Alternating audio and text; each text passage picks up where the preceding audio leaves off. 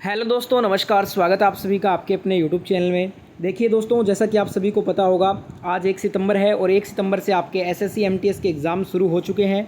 First shift का exam समाप्त हो चुका है। उम्मीद करते हैं सभी का एग्ज़ाम अच्छा गया हो। फर्स्ट शिफ्ट का एग्ज़ाम एनालिसिस करने वाले हैं इस वीडियो में। 100% जो रियल क्वेश्चन आपसे इस शिफ्ट में पूछे गए थे, सारे के सारे रियल क्वेश्चन लेकर हाजिर हूँ। तो इस बात पे वीडियो को लाइक के साथ शुरू कीजिएगा। जिसने भी इस वीडियो को शेयर नहीं किया है, अपने सभी दोस्तों तक वीडियो पहुंचाने के लिए वीडियो को शेयर भी कर देना। अगर आप एसएससी एमटीएस एग्ज़ाम एनालिसिस ऐसे ही रोज़ाना देखना चाहते हैं तो चैनल को सब्सक्राइब करके नोटिफिकेशन की घंटी को ज़रूर बजा लीजिए। फर्स्ट क्वेश्चन स्टार्ट करते हैं। 4 ऑप्शन भी आपके लिए लेकर आया हूँ।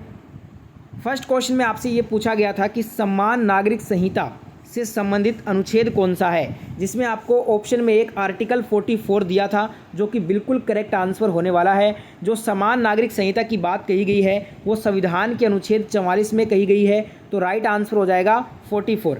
आर्टिकल 40 में आपको पता है ग्राम पंचायत का गठन है। 51A में जो है मौलिक कर्तव्य हैं। एक क्वेश्चन यहाँ पे पूछा गया आपसे कि यक्षगान नृत्य शैली का संबंध किस राज्य से है।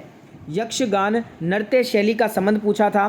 बेझिझक होकर आपको कर्नाटक आंसर करना था। बहुत बार रिपीट कर चुका है एसएससी ये क्वेश्चन एग्जाम में, और आज का जो एग्ज़ाम का लेवल रहा, लगभग 40% क्वेश्चन प्रीवियस ईयर पूछे गए थे। आपको प्रैक्टिस सेट में भी हमने बार बार कहा था कि ये क्वेश्चन ही आपके रिपीट होंगे, और वो क्वेश्चन रिपीट हुए हैं पहले ही एग्जाम में। यक्षगान नृत्य शैली कर्नाटक आपका बिल्कुल करेक्ट आंसर हो जाता। अगला क्वेश्चन यहाँ पे पूछा गया था आर्टिकल से। फिर से 2 क्वेश्चन आपके आर्टिकल से आए हैं। सीएजी के कर्तव्य तथा शक्तियों से संबंधित अनुच्छेद पूछा था, जो कि आपका अनुच्छेद 149 में मिलता है। तो article 149 will be the right answer. अगर ऑप्शन में अनुच्छेद 149 नहीं दिया था तो 148 भी आप कर सकते थे। ठीक है। अगला क्वेश्चन यहाँ पे पूछा गया था, भीतर गांव मंदिर किस राज्य में स्थित है। बात करें भीतर गांव मंदिर की तो ये पड़ता है उत्तर प्रदेश राज्य में। तो जिसने भी इसका उत्तर प्रदेश किया है आंसर, उन सभी का आंसर बिल्कुल राइट होगा। नेक्स्ट क्वेश्चन की तरफ बढ़ते हैं। अगले क्वेश्चन में आपसे पूछा गया था कि शोभना नारायण का संबंध किससे है। शोभना नारायण जो है ये एक कथक नृत्यांगना है। ठीक है। तो ये कौन से डांस को बिलोंग करती हैं, कथक को। तो कथक आपका ऑप्शन में दिया गया था, जो कि बिल्कुल राइट आंसर हो जाता। वीडियो अगर अच्छा लग रहा है तो सभी के सभी एक बार लाइक करेंगे सेशन को, और शेयर जरूर करेंगे। और रोजाना ऐसे ही एनालिसिस आपके लिए लेकर आऊँगा। बस आपको एक काम करना है, चैनल को सब्सक्राइब करने के बाद नोटिफिकेशन की घंटी को ऑन कर लेना, जिससे कि जैसे ही मैं वीडियो अपलोड करूँ एनालिसिस का, उसका नोटिफिकेशन आप तक पहुँच जाए। अगला क्वेश्चन यहाँ पे पूछा गया था कि चार मीनार ये कहाँ पे स्थित है। अब इससे आसान क्वेश्चन नहीं हो सकता, सब ने सही किया होगा। चार मीनार जो है ये आपका हैदराबाद में स्थित है। तो राइट आंसर क्या करके आए हो, हैदराबाद। ठीक है। अगला क्वेश्चन यहाँ पे पूछा गया था आपसे, मैंड्रीन भाषा किस देश में सर्वाधिक बोली जाने वाली एक भाषा है। देखिए मैंड्रीन भाषा की अगर मैं बात करूं तो ये दोस्तों आपका जो चीन में जो है ना सर्वाधिक बोली जाती है। तो चाइना आपका ऑप्शन में दिया था, जो कि बिल्कुल राइट आंसर हो जाएगा इस क्वेश्चन का। तो चाइना इसका बिल्कुल करेक्ट आंसर हो जाएगा। नेक्स्ट क्वेश्चन जो एग्जाम में आज पूछा गया था आपसे, ब्रह्मपुत्र नदी को सांगपो जो है वो कहाँ पर कहते हैं। अब देखिए जो ब्रह्मपुत्र नदी है ना, इसको हर देश में एक अलग नाम से जाना जाता है। हमारे भारत देश में इसे ब्रह्मपुत्र के नाम से जानते हैं। हमसे पूछा था कि संगपो जो है इसको किस देश में कहकर पुकारा जाता है। संगपो जो है ये ब्रह्मपुत्र में, तिब्बत में जब ब्रह्मपुत्र नदी को जो है संगपो कहते हैं, तो तिब्बत आपके ऑप्शन में गिवन था, जो कि आपको करेक्ट करके आना था। अगला क्वेश्चन आया था एग्जाम में आज कि अनुच्छेद 25 से 28 के बीच में किसका उल्लेख मिलता है। अब देखिए इससे पहले मैंने आपको 2 आर्टिकल के क्वेश्चन करवाए थे, और एक और स्टूडेंट ने भेजा है कि ये वाला भी आया था। अब एक बार आप कंफर्म करके बताइएगा कमेंट में कि ये वाला क्वेश्चन आया था क्या। इसमें थोड़ा डाउट है मुझे। अनुच्छेद 25 से जो 28 है ना, ये धार्मिक स्वतंत्रता का अधिकार हमें देता है कि हर किसी को अपने धार्मिक धर्म की स्वतंत्रता है, तो वो हमें मिलती है 25 से 28 के अंदर। ठीक है। और संवैधानिक उपचारों का अधिकार ये 32 से 34 हो जाएगा। ठीक है। नेक्स्ट क्वेश्चन यहाँ पे पूछा गया था कि साहित्य के क्षेत्र में नोबेल पुरस्कार 2022 में किसको दिया गया था। अब देखिए जो एनी अर्नोकस को जो है ना साहित्य में 2022 का नोबेल प्राइज़ दिया गया था। तो एनी अर्नोकस आपका बिल्कुल करेक्ट आंसर होगा। बात कर लें कैरोलिन आर बैटोजी और मार्टिन मेल्डल्स, के बेरी शार्पलेस, इन तीनों को केमिस्ट्री यानी कि रसायन के क्षेत्र में दिया गया था नोबेल प्राइज़ 2022 का। अगला क्वेश्चन यहाँ पे पूछा गया कि cracking the code my journey to Bollywood ये किसकी ऑटोबायोग्राफी है। देखिए cracking the code my journey to Bollywood ये जो है ना अभिनेता आयुष्मान खुराना जो एक्टर हैं, इनकी ये ऑटोबायोग्राफी है। ऑप्शन में आयुष्मान खुराना एक्टर का नाम दिया गया था, जो कि आपको करेक्ट करके आना था।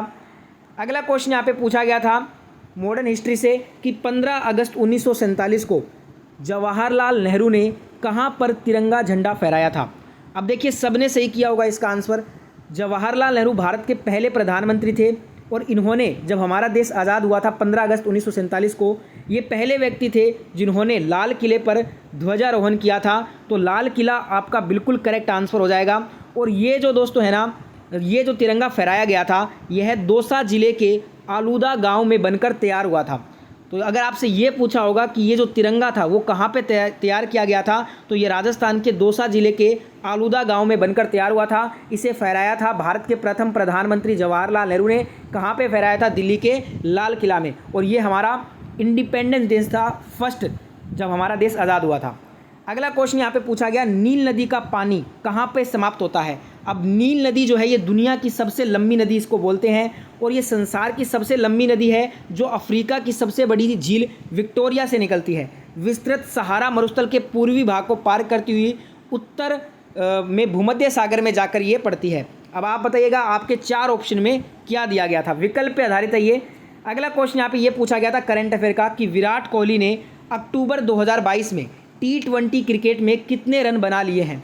तो दोस्तों T20 क्रिकेट में 11,000 रन बनाने वाले ये पहले भारतीय बल्लेबाज बन गए हैं, और दुनिया में ये चौथे बल्लेबाज बने हैं 11,000 रन जो है रन बनाने वाले। T20 क्रिकेट की बात हो रही है सिर्फ, और ये 2022 तक का डाटा है, अक्टूबर 2022 तक का।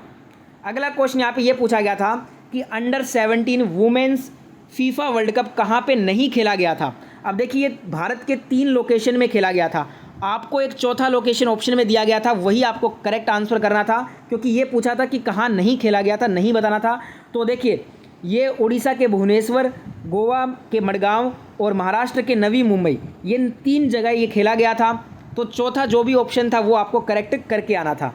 एक क्वेश्चन यहाँ पे MG रानाडे से पूछा गया कि इन्होंने किसकी स्थापना की।